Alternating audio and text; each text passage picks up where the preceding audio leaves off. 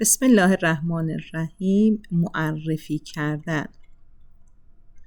ما وقتی بخوایم با یک نفر ارتباط برقرار کنیم، اولین کلامی که به کار میبریم سلام هستش و خودمون رو معرفی میکنیم. به این تصویر نگاه کنید.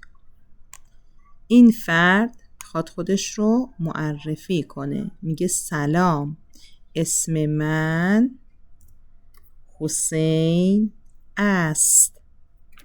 سلام، اسم من علی است. سلام، اسم من مهدی است. اینجا 2 خانم هستن. وقتی که به هم میرسن گفتگوشون رو با سلام شروع میکنن، سلام، و بعد خودشون رو معرفی میکنن. سلام، اسم من مریم است. سلام، اسم من زینب است.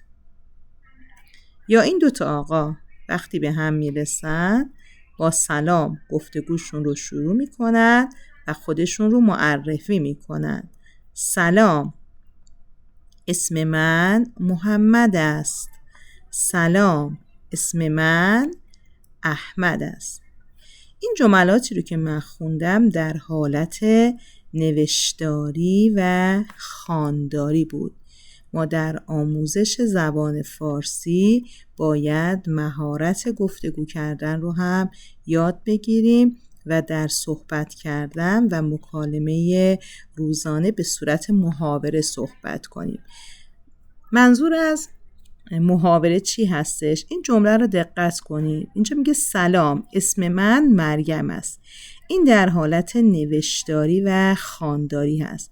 اما وقتی ما داریم صحبت میکنیم، این است در زبان محاوره به چی تبدیل میشه؟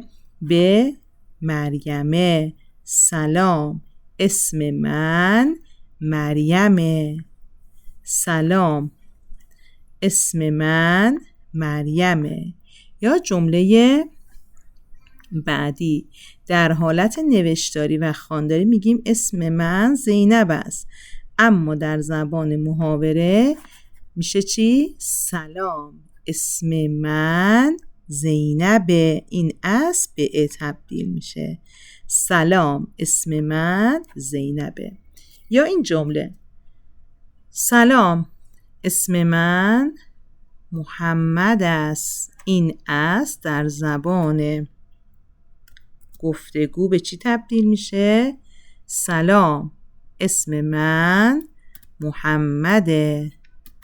سلام، اسم من محمده. به های غیر ملفوظ که صدای ا میده.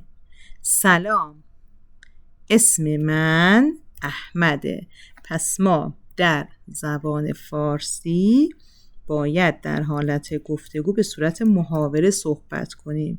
اون چیزی که امروز یاد گرفتی چی هستش؟ است در زبان گفتگو و محاوره به ا تبدیل میشه. های غیر ملفوظ.